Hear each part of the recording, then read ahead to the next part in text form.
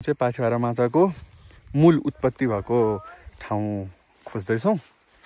माथि पाथिभरा मन्दिर यता छ, यहाँबाट माथि मुकुङलुङ चढेर त्यहाँबाट चाहिँ यसो एकदमै अप्ठ्यारो बाटोबाट चाहिँ छ भन्नुभएको थियो उहाँ गुरुले। अनि हामी त्यही बाटो यसो बनाउँदै पछ्याउँदैछौँ, कहीँ पुगिन्छ कि भन्ने आशा छ।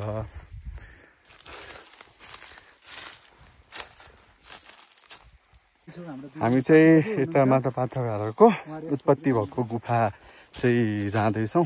अनि बाटो बल्ल चाहिँ पत्ता लाग्यो, यो चाहिँ रहेछ करेक्ट वे। अनि अब यो बाटो चाहिँ अलि साँघुरो, अलि अप्ठ्यारो खालको बाटो रहेछ। यो बाटो हुँदै हामी चाहिँ जान्छौँ। लेफ्ट त छैन त केही त, लेफ्ट ल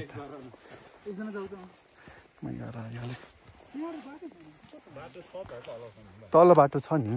यहाँ कहाँ छ गुफा पाक? केही छैन, उता त्यही हो, त्यही बाटो त्यही हो, छैन यहाँ केही।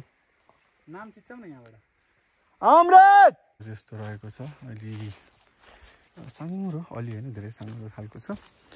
अनि गुराँसको जङ्गलको बाट हिँड्नुपर्ने खालको। ऊ त्यहाँ हो जस्तो छ, गाइज आयो जस्तो छ, आयो ल म तपाईँलाई यहीँदेखि देखाउँछु भिडियो।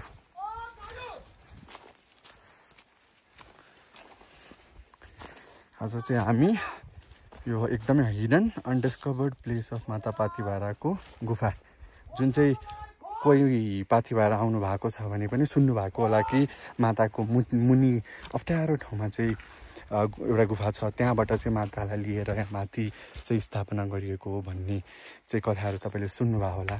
हो त्यही अनुरूप त मुनिको अप्ठ्यारो गुफा चाहिँ आज हामी जाने जमर्को गऱ्यौँ। हामीलाई गुरुबाले बाटो पनि देखाइदिनु भयो र त्यही अनुसार हामी आइपुग्यौँ।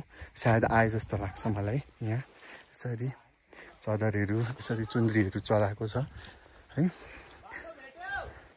यही हो जस्तो लाग्छ मलाई माताको स्थान।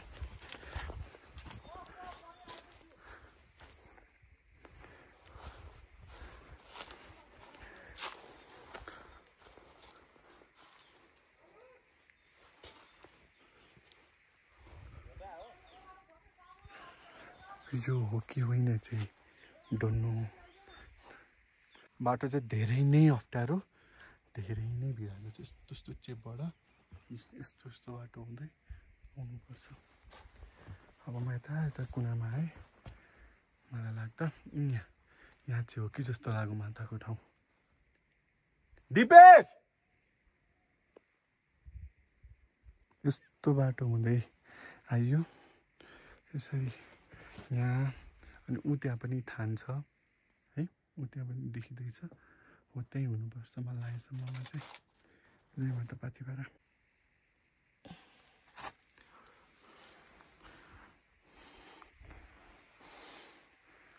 अझै ऊ त्यहाँसम्म पुगेपछि मलाई लागेसम्म त्यहाँ चाहिँ हो पूजा गर्ने ठाउँ। गन्तव्य आइपुगे जस्तो लाग्यो, हाम्रो माता पाथिभराको उद्गम स्थल। गुफा चाहिँ यहाँभित्र छ एउटा, सो मैले बुझ्दा यहाँ चाहिँ गुफा छ भित्र। अनि यहाँ नि छन् गुफा। आऊ यही बाटो आउनुपर्छ।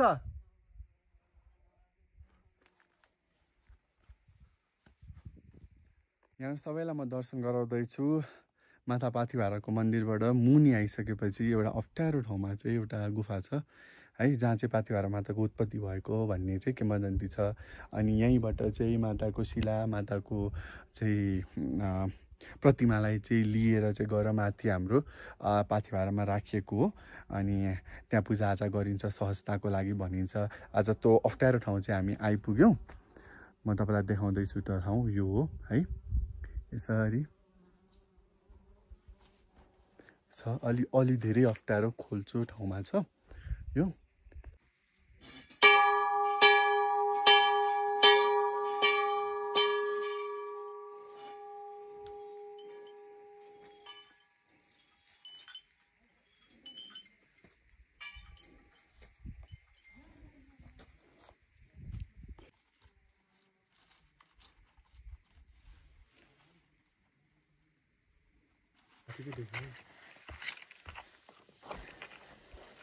केही मन्तव्य राख नि त मन्तव्य राख अहिले चाहिँ हामी माता पाथिभराको उद्गम थलो भनेर भनिन्छ यसलाई मन्दिरबाट चाहिँ डिपली अलि मुनि जानुपर्छ अप्ठ्यारो बाटो छ यहीँ चाहिँ माता पाथिभरा उत्पत्ति भएर अनि यहीँबाट चाहिँ उहाँको प्रतिमा शिलालाई लिएर गएर चाहिँ माथि चाहिँ राखेर चाहिँ पूजा गर्न थालिएको हो भनिन्छ जुन हामी नर्मली माथि जान्छौँ त्यो चाहिँ यहाँबाट लगेको माताको मूर्ति वा प्रतिमालाई चाहिँ हामी पूजा गर्छौँ तर एक्चुअलमा सुरुमा पाथिभरा डिस्कभर भएको ठाउँ चाहिँ यो हो अनि अहिले हामी चाहिँ यहाँ छौँ भगवान्ले जुराएर आउन पायौँ खुसी छौँ जय माता पाथिभरा